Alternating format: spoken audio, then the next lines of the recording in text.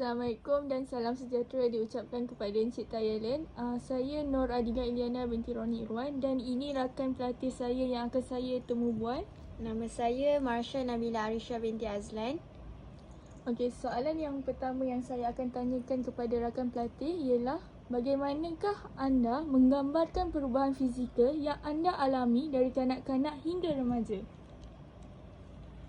Saya mula perasan perubahan fizikal yang ketara sekitar umur 11 hingga 13 tahun. Salah satu perubahan terbesar ialah ketinggian saya yang meningkat dengan cepat dalam jangka masa yang singkat. Ketika kecil, saya agak rendah berbanding rakan sebaya, tetapi pada usia remaja, saya mula melihat pertumbuhan yang ketara. Selain itu, perubahan berat badan dan struktur badan juga berubah. Otot-otot saya mula berkembang, terutamanya kerana saya lebih banyak terlibat dalam aktiviti fizikal seperti bersukan. Secara keseluruhannya, badan saya berubah menjadi lebih kuat dan matang seiring dengan perubahan hormon yang saya alami ketika memasuki fasa remaja. Soalan kedua pula, adakah terdapat perubahan dalam tahap tenaga dan stamina anda ketika beranjak ke usia remaja? Ya, terdapat perubahan besar dalam tahap tenaga dan stamina saya semasa memasuki fasa remaja.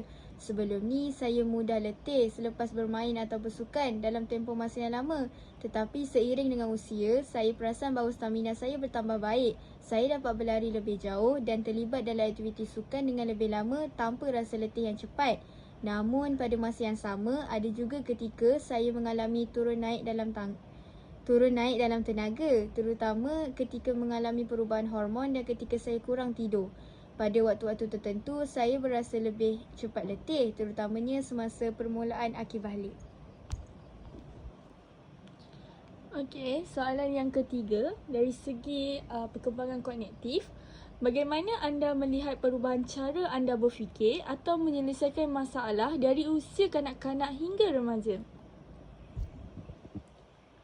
Semasa kanak-kanak, saya melihat dunia dan masalah dengan cara yang sangat literal dan mudah. Contohnya, jika saya berhadapan dengan masalah di sekolah, saya akan terus mencari jawapan yang jelas dan langsung tanpa memikirkan banyak kemungkinan yang lain. Namun, apabila memasuki usia remaja, saya mula sedar bahawa kebanyakan masalah tidak mempunyai satu penyelesaian saja. Saya mula belajar berfikir secara abstrak dan kritikal. Saya juga mula memahami konsep seperti sebab dan akibat serta mula membuat pertimbangan sebelum mengambil tindakan. Keupayaan untuk berfikir secara logik dan menggunakan strategi dalam penyelesaian masalah juga menjadi lebih baik seiring dengan pertumbuhan kognitif saya. Dan soalan yang keempat ialah, adakah anda mengingati momen-momen di mana anda mula memahami konsep-konsep abstrak seperti peraturan atau moral? Bila ia mula berlaku? Saya mengingati sekitar umur 12 tahun ketika saya mula memahami konsep moral dan peraturan dengan lebih mendalam. Sebelum itu, saya hanya mengikuti peraturan tanpa benar-benar memahami sebabnya. Namun pada usia ini, saya mula memahami bahawa peraturan wujud bukan sahaja untuk mengawal tingkah laku, tetapi untuk menjaga keharmonian dalam komuniti dan melindungi hak orang lain.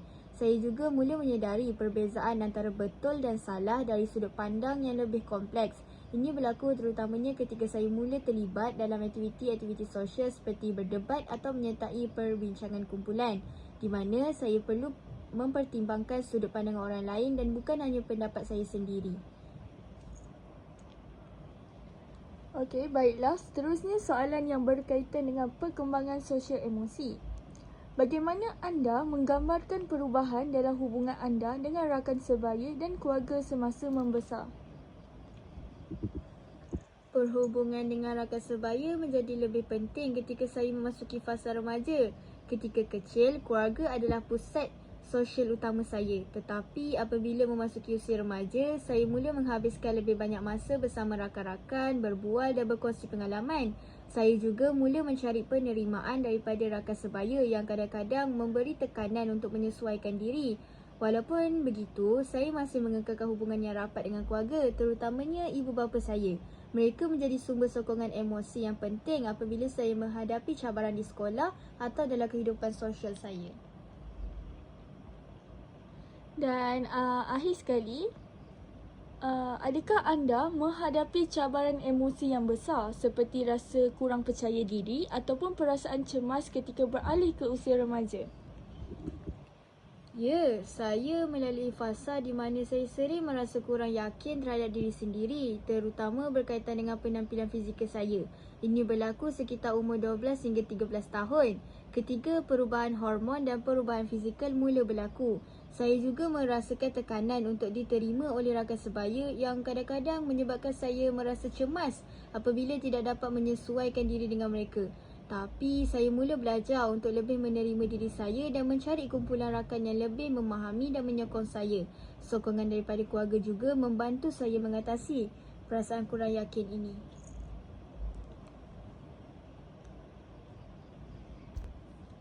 Oh begitu, tetapi saya ada satu lagi soalan tambahan yang berkenaan dengan perkembangan sosial emosi anda. Bagaimana anda mengendalikan perasaan dan emosi anda sepanjang perkembangan dari kanak-kanak hingga remaja? Pada awalnya, saya suka untuk mengendalikan emosi saya, terutama ketika berhadapan dengan tekanan di sekolah atau masalah dengan rakan sebaya. Tapi saya mula belajar cara untuk melepaskan tekanan melalui aktiviti seperti bersukan dan menulis jurnal. Saya juga bercakap dengan rakan atau keluarga apabila saya rasa terbeban. Salah satu strategi yang saya pelajari ialah cuba melihat masalah daripada perspektif yang lebih besar dan memahami bahawa cabaran ini adalah sebahagian daripada proses membesar. Ini saja soalan temuduga yang saya ingin tanyakan. Terima kasih atas kerjasama yang diberikan oleh Masya Nabila Alisha. Sama-sama Adila. Sekian, terima kasih.